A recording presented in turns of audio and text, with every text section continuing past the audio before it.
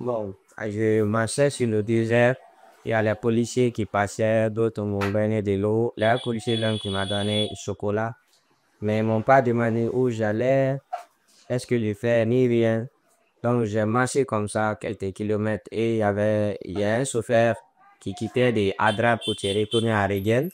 Il partait chercher d'autres passagers et quand il m'a vu en cours de route, j'ai marché, il me demande, tu vois où je dis, je vais à Adra. Il dit qu'il transport c'est 5 000. J'ai dit que je me suis fait arnaquer, je n'ai plus rien. Donc, il a eu pitié de moi, il dit que je vais monter dans la voiture. On va se retrouver ensemble à Regen. Il prend ses passagers. Après, on continue jusqu'à Adra. Et j'étais ça, on s'est retourné, il a pris les passagers, on s'est retourné. Puis on est revenu à Adrar. Arrivé à Adrar, il m'a laissé en plein centre-ville. Et j'avais le numéro de mon correspondant. J'ai cherché un arabe, je l'ai appelé. Il est venu. J'ai parlé avec lui, je dis, monsieur, s'il vous plaît, vous pouvez appeler le numéro là pour moi. Il a appelé le numéro, mais le téléphone était éteint une fois, deux fois, jusqu'à ce que je me suis dit, bon, peut-être il est au Djibouti à quelque chose qui se passe. Mais j'ai marché et je suis fatigué, j'ai beaucoup faim aussi. Donc, j'ai décidé de me reposer un peu, chercher à manger. Du coup, j'ai vu un restaurant à côté. Comme j'avais le 1 000 dinars sur moi, je suis parti. J'ai acheté 1000 francs ou ben 1000 dinars. 1 000 dinars. J'ai acheté du poulet, j'ai mangé avec un peu de frites, je me suis rassasié bien. Et quand j'avais fini de manger, il y avait la voiture qui m'attendait devant. Il y avait des gendarmes. Et ce jour-là, tous les Africains, comme ils le disent, les Blacks, tout le monde était cassé à Adra. Les gens le connaissent, Adra, il y a beaucoup de refoulements. Et toi, tu savais pas qu'il y avait des enfants. Je ne savais pas qu'il y avait des refoulements. C'est ça des choses, j'avais imaginé ça en Libye. Je ne pensais pas que les mêmes choses se passent en Algérie et maintenant. Puisqu'on ne m'avait pas parlé de ça. Mon ami m'a juste dit, tu peux ton encore, tu voyages. Et quand je suis sorti, il y a les gendarmes là qui m'ont fait. D'habitude, quand ils voient un black, ils fuient. Mais moi, quand ils m'ont vu, je n'étais pas brutal. J'avais même pas l'intention de fuir. Ils m'ont demandé de venir. Je suis venu, mon nom, nationalité et tout. Je l'ai parlé. Du coup, ils m'ont dit de monter dans la voiture. Je suis monté dans la voiture. Il voulait, bon, j'ai demandé le monsieur, on va où?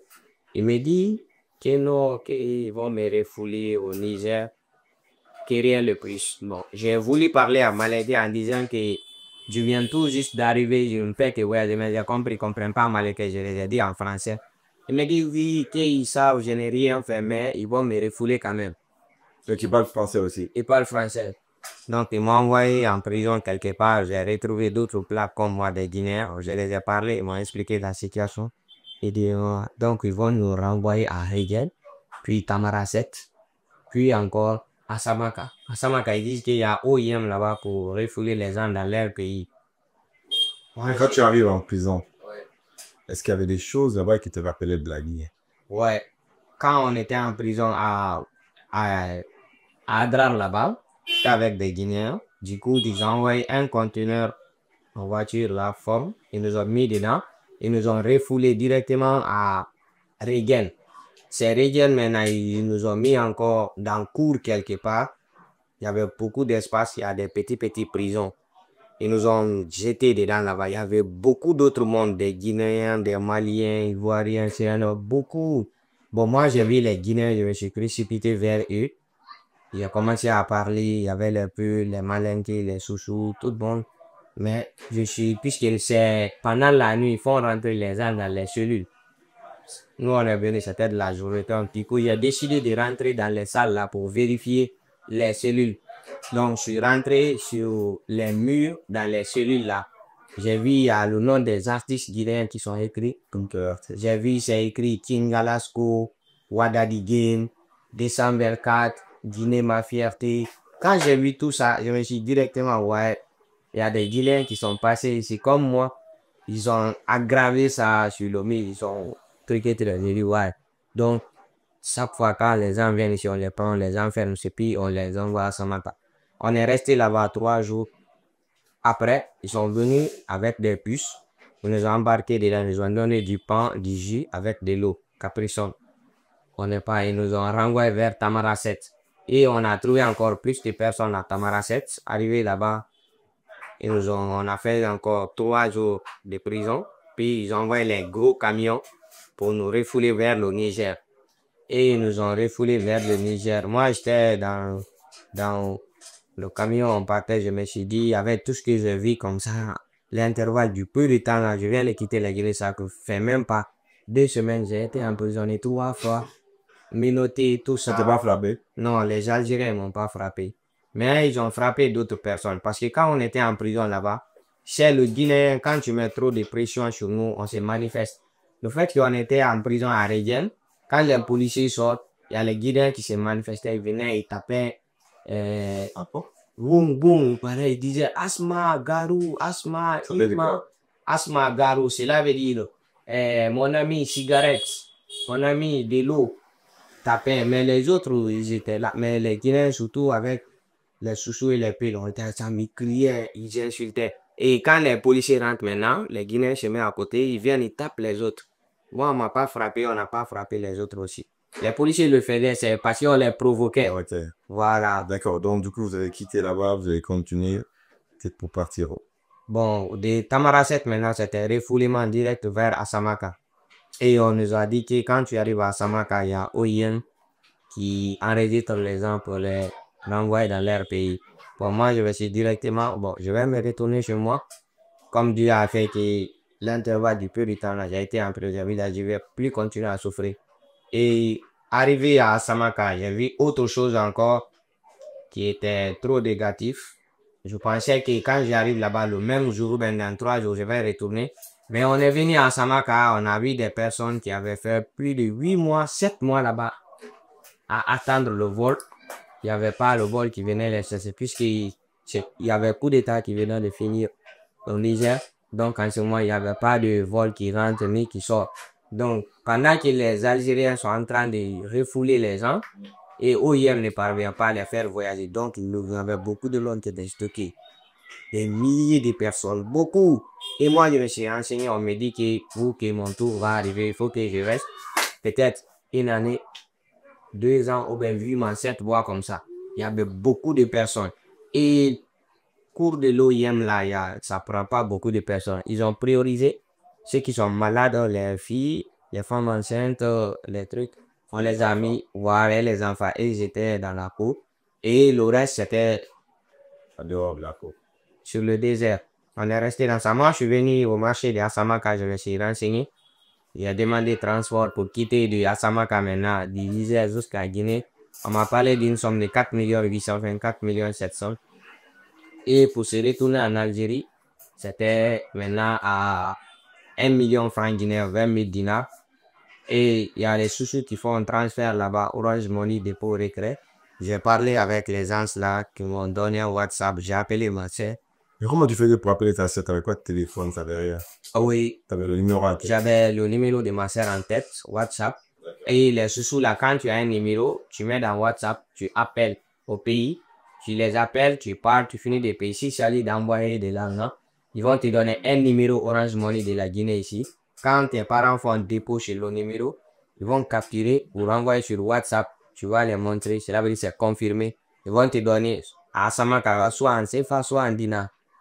Donc, j'ai fait ça, j'ai parlé avec ma soeur. Elle m'a dit, bon, maintenant, tu veux te retourner en Kidou, mais tu vas continuer en Algérie. Bon, comme il y avait d'autres qui voulaient se retourner ce jour-là en Algérie était plus facile pour moi que Je revenais en Guinée. de revenir en Guinée. Donc, j'ai dit, bon, est-ce que je vais pas prendre du courage, je vais me retourner ma sorte fois-ci et m'éviter la police, les gendarmes.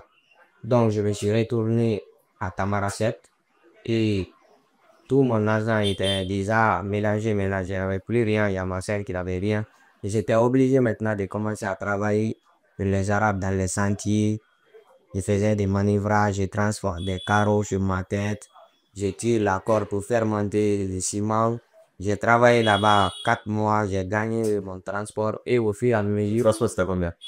bon, je ne me souviens pas là.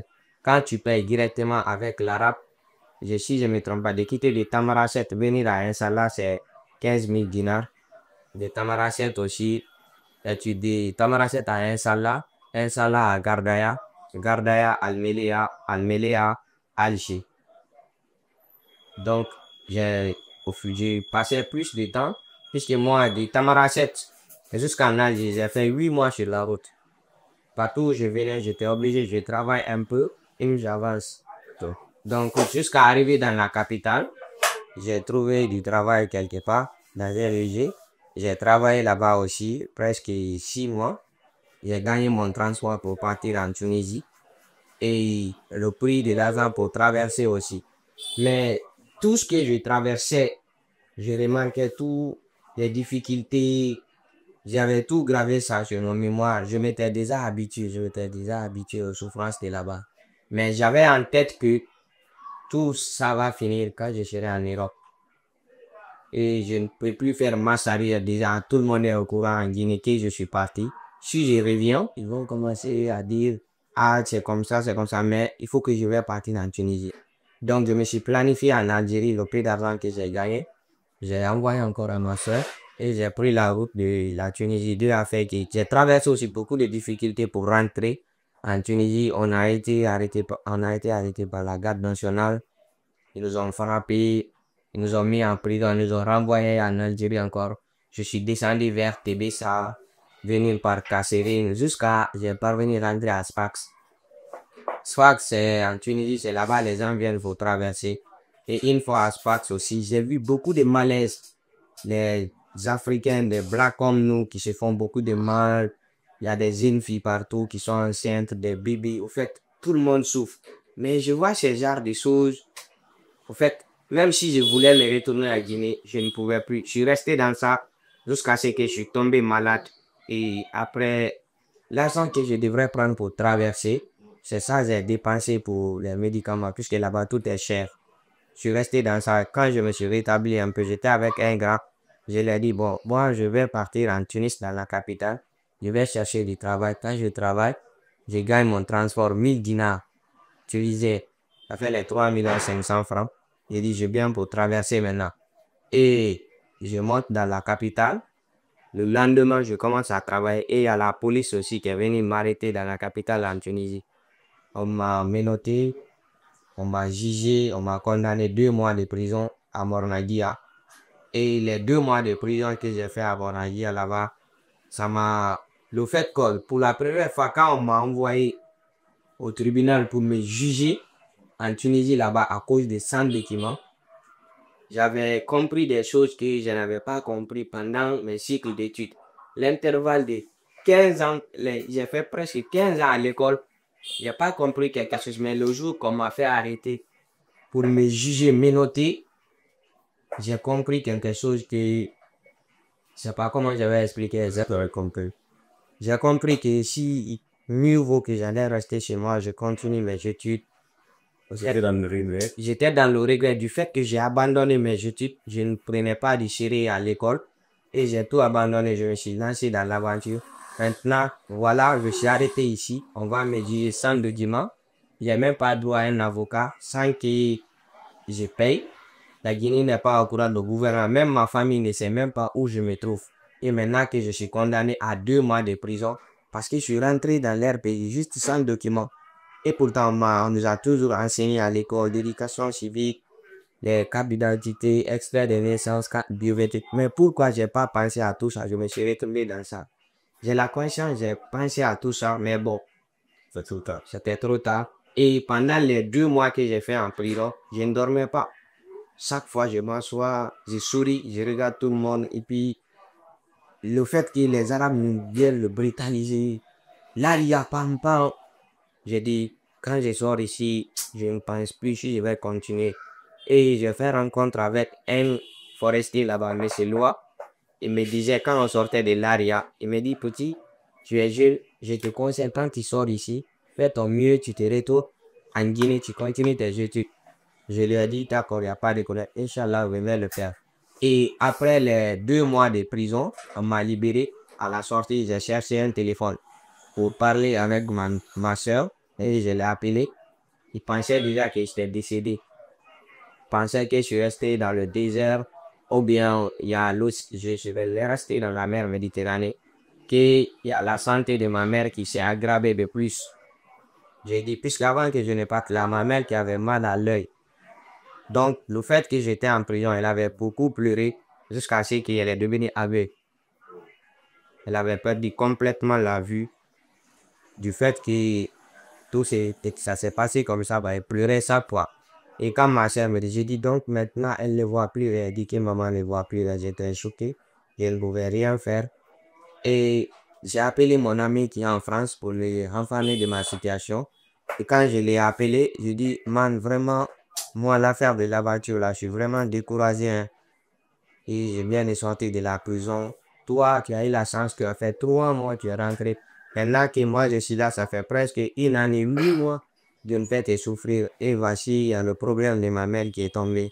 Si j'ai resté en Guinée, j'ai continué mes études, j'ai fait mes trucs, les photographies à Léo. Minimum, chaque fin de mois, je pouvais gagner 2 millions, 2 millions 500. Mais maintenant, voilà que je suis là. 1 année, 8 mois, je ne parviens même pas à gagner 500 000. Je dis, je regrette vraiment. Et lui aussi me dit qu'il regrette. Qu'il regrette pourquoi il a risqué sa vie sur le désert et sur la mer pour rentrer en Europe. En ce moment, il était déjà en France. J'ai dit, mais man, tu es en Europe, tu dis que tu es découragé. Moi qui est là, tu me dis ça. Tu vas me décourager maintenant. Il dit que frère, je ne vais pas te mentir, c'est la France vérité. J'ai dit, mais je dis, what, sur les réseaux sociaux, tu prends des belles photos, tu as commencé tes études, tout. Il me dit que c'est pas ça qui compte pour lui. Il me dit qu'il y a le serpent qui vient tout juste de mordre son père. On l'a envoyé à Conakry, qu'on l'a appelé et il ne peut même plus envoyer 500 francs. Et pourtant, il est en Europe, ça fait maintenant 2 ans. Au fait, qu'il regrette beaucoup. Il est là, il ne peut pas travailler, il ne peut pas se retourner. Tant que tu n'as pas les documents en Europe, tu n'as accès à rien. Peut-être tu peux partir à l'école, tu viens, tu te courses. Ils vont vous donner, je ne sais pas si c'est 50 € pour vos petits besoins. Et lui, il dit que son âge est en train d'avancer. Imagine, tu quittes la Guinée à l'âge de 23 ou 22 ans, tu fais 5 ans au Maghreb, tu rentres en Europe, on te dit d'attendre presque 10 ans ou bien 7 ans sans avoir les documents. Tant que tu n'as pas ça, au fait, j'ai compris, c'est du retard, quoi. Peut-être il y a d'autres, ils peuvent avoir la chance, ils rentrent directement, ils vont avoir des documents.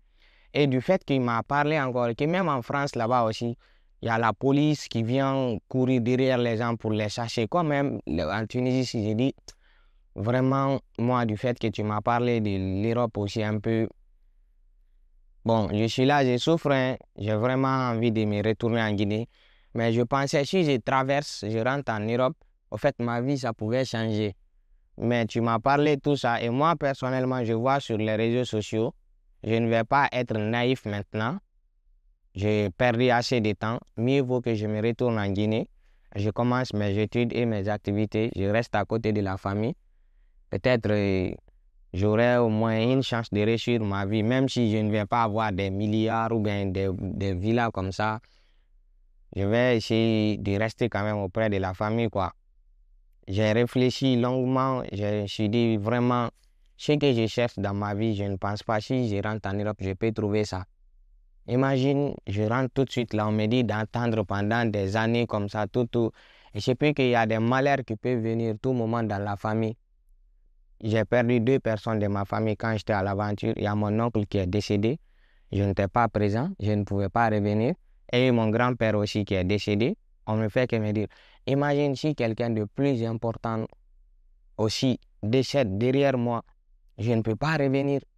Peut-être, même si je gagne de l'argent après, je deviens riche, ça ne sert à rien. Donc, j'ai décidé, quand j'ai fini de parler avec lui, je lui ai dit, bon, maintenant, j'ai pris ma décision, je vais me retourner. Il dit, ah, si tu te retournes, tu sais, ils vont... J'ai dit, je vais me retourner. Le lendemain, je me suis dirigé vers OIM. Je suis parti pour demander un retour volontaire. Je me suis inscrit, ils m'ont donné un rendez-vous de 3 mois pour le deuxième rendez-vous pour me faire revenir en Guinée.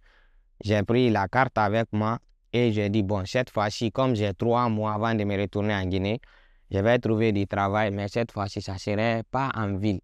Je vais chercher dans les banlieues et j'ai fait des recherches dans les rues comme ça. Je suis tombé sur un arabe qui avait un champ à Fouchana, à 7 km de Tunis.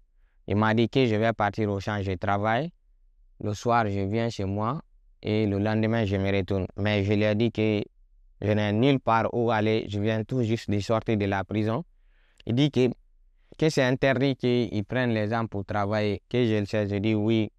Mais comme je venais de sortir de la prison, le document qui était avec moi, je ne sais pas si ça pouvait me permettre de rester un peu plus avant que la police me prenne. Je l'ai montré, ça a dit, bon, je vais rester au champ là-bas, je travaille là-bas, je fais tout jusqu'à ce que je vais arrêter. On est tombé d'accord sur ça. Bon, moi, personnellement, je me suis planifié. Je me suis dit, bon, maintenant, je vais rester au champ ici. Je travaille pendant les 3 mois de rendez-vous là. Si ça se trouve, j'ai économisé un peu d'argent. J'envoie ça à ma soeur. Et quand OIM m'appelle pour mon rendez-vous, ils vont me renvoyer en Guinée. Et je vais mettre le peu d'argent là dans quelque chose. Et je vais continuer mes études. Même si je reviens, on va m'insulter comme ça, comme ça. Peut-être c'est ça que Dieu a voulu pour moi. Mais déjà, je vois ce qui m'attend en Europe, ce que j'ai traversé et ce que j'ai laissé derrière moi en Guinée. En fait, ce qui est en Guinée, c'est plus important. Je me retourne. C'est comme ça que tu es venu sur les réseaux, tu as Ouais. commencé à faire les vidéos. Oui, je suis resté dans ça. J'ai travaillé 1 mois. J'ai acheté un téléphone. J'ai mis la puce dedans. J'ai commencé à communiquer avec maintenant mes amis, la famille. Bon, mes amis me disaient, mais man, tu es duré là-bas, hein.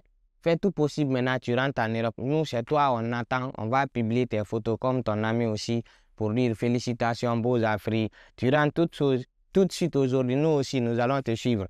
Moi, je le disais, bon, si vous allez venir, venez. Si c'est moi que vous attendez, moi, j'ai décidé, je vais me retourner en Guinée maintenant. Je ne vais plus en Europe, hein.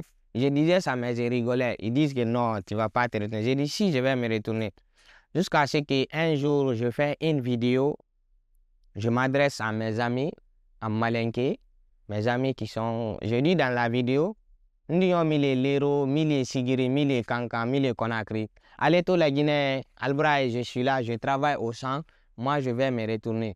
Une manière pour leur dire de ne pas venir, de rester. Il n'y a rien ici, moi je suis là, vous voyez, je suis au champ, je travaille. Mais j'ai fait la vidéo. Vous savez, TikTok, quand vous faites une vidéo dans TikTok, pour l'enregistrer, il faut que vous partagez. Donc, j'étais obligé j'avais seulement que 600 abonnés. J'ai publié la vidéo, c'est parti comme ça. Tout ce que moi je voulais, c'était la vidéo vient dans mon téléphone, puisqu'on avait déjà un groupe sur Messenger, on discutait là-bas entre les amis, on blague. J'ai voulu envoyer la vidéo là-bas, ils vont voir après, ils vont se moquer de moi après, on va rigoler pour que les stress vont partir, quoi. Donc, la vidéo est venue dans mon téléphone et puis c'est parti sur TikTok.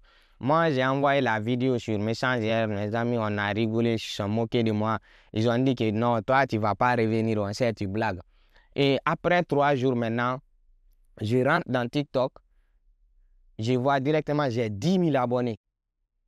Je regarde la vidéo a fait plus de 100 000 vues. Je regarde les commentaires, les gens rient, on dit non, il sait parler le malinké, il est joyeux, ouais, c'est vrai, c'est vrai. Et d'autres aussi disent que vraiment, on souffre ici. Donc, quand je vis ça, et je viens sur Messenger, il y a mes amis qui m'ont dit, petit, tu es devenu star, hein? Tu vois ton compte TikTok, mais comment tu as fait? C'est monétisé, il faut nous aider aussi à avoir de la visibilité. Je me demande, mais c'est comment? Moi-même, je suis au sens, je ne sais pas comment ça s'est arrivé. Et je fais une deuxième vidéo et ça a explosé de la manière. Donc, je me suis dit, vu que maintenant j'ai 10 000 abonnés seulement en 3 jours, pourquoi ne pas continuer? Peut-être ça va me déstresser un peu.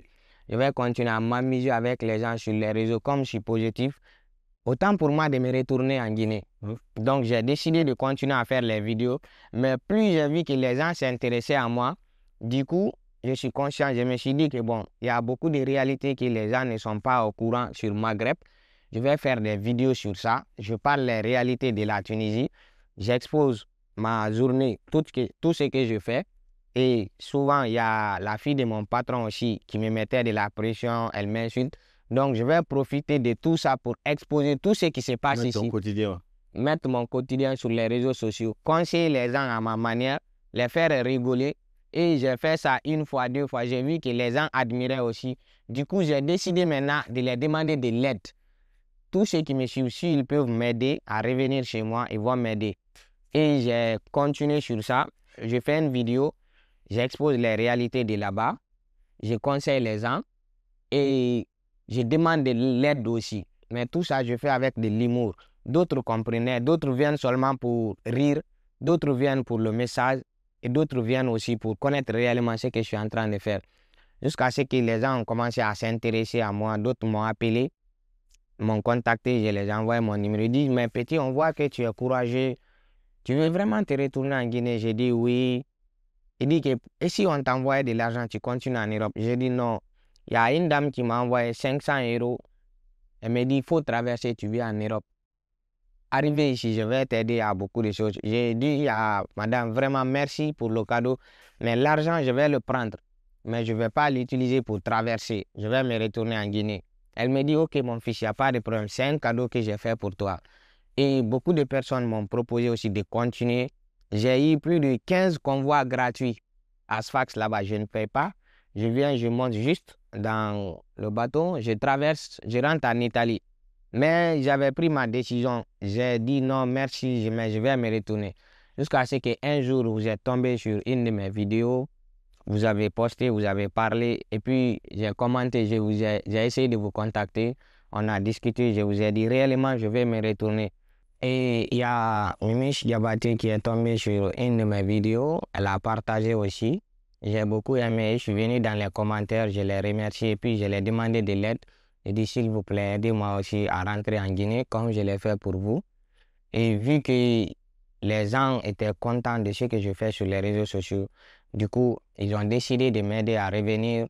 Il y a Aboubakar Doura Koita qui m'a contacté, Lodé Moussa Tatakuru Diawara, M. Ibrahima Sori Keita, M. Souma, beaucoup de personnes ils disent que bon, nous, on ne va pas te donner de l'argent, mais comme tu veux revenir au pays, nous allons mettre en place les démarches administratives pour que tu reviennes. Et ils ont fait le nécessaire. J'ai essayé de les mettre dans le même groupe pour qu'ils vont se donner des idées.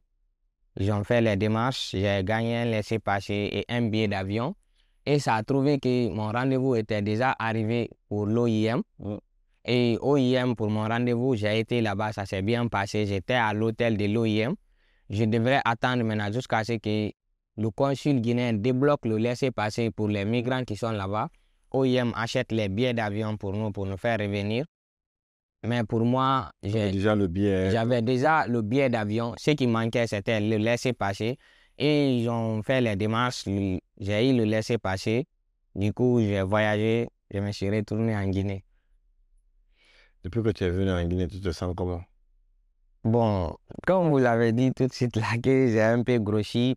Au fait, depuis que je suis venu en Guinée, moi, personnellement, je sens que je suis chez moi. Tout ce que j'ai traversé là-bas, tout était négatif, mais moi, je vois toujours les choses du bon côté. Peut-être il fallait que j'aille voir ces endroits, je vois tout, finalement revenir en Guinée pour comprendre réellement, il faut en aimer que chez soi. Aujourd'hui, en tant que jeune qui a traversé le désert, qui n'a, je dirais pas, eu la chance de ne pas rentrer en accident, qui revient volontairement, ton retour, qu'est-ce que tu as envie de faire? Parce que si on regarde sur les réseaux, tout le monde te met la pression. Mais je pense que tout le monde n'est pas à ta place. Mais toi, exactement, en quelques lignes, dis-moi exactement qu'est-ce que tu as envie de faire? Qu'est-ce que tu comptes faire? Est-ce que tu vas reprendre les études? Est-ce que tu veux faire un métier? Qu'est-ce que tu as envie de faire? Bon, moi, j'ai commencé à me planifier depuis que j'ai décidé de me retourner en Guinée. J'ai dit, quand je travaille au champ, je vais envoyer de l'argent. Je me retourne en Guinée forcé. Je vais commencer mes études en première position. C'est ça ma priorité. Et le peu d'argent que je vais gagner, je vais continuer l'infographie puisque c'est ça que j'ai appris. Et mon retour maintenant en Guinée, ça fait que Dieu a changé les manières. Je suis revenu dans les situations comme ça. Et tout ce que je compte faire maintenant, je ne peux pas aller à l'école. Mais l'année prochaine, c'est sûr à 100% que je vais reprendre mes études. Et aussi, j'ai envie de recommencer mon activité, l'infographie que je faisais. Et même après ça aussi, s'il y a d'autres portes qui s'ouvrent pour moi, que ce soit des formations, des opportunités, je fais tout. Puisque maintenant, je commence à avoir des occasions. Il y a d'autres qui ont décidé de me donner des formations Maintenant, je fais pâtisserie. J'ai commencé à faire auto-école. Tout, je fais tout maintenant, puisqu'il n'y a pas de sous-métier. J'essaie d'apprendre tout. Même s'il s'agit, quelqu'un me donne tout de suite là, un petit endroit, il dit, moi, je te mets ici, je le fais directement. Super. En tout cas, vous l'avez compris, une histoire marquante. C'est l'histoire de Mo. On était dedans à fond. Une histoire pleine de leçons. J'espère que vous pourrez en tirer vous aussi. Grand merci à Mo Ouais. passé pour pouvoir nous exposer son histoire. Ouais. Et tout en espérant que l'année prochaine, qu'on se retrouve sur les bancs, Inch'Allah. et que le meilleur reste à venir. Inch'Allah. Grand merci à vous aussi. N'hésitez pas à nous donner vos avis en commentaire, mais surtout, si vous avez vécu une expérience comme ça, n'hésitez pas de nous contacter. Nous pourrons bien sûr réaliser une interview avec vous pour que vous puissiez partager votre histoire pour inspirer d'autres personnes. Merci, à très bientôt.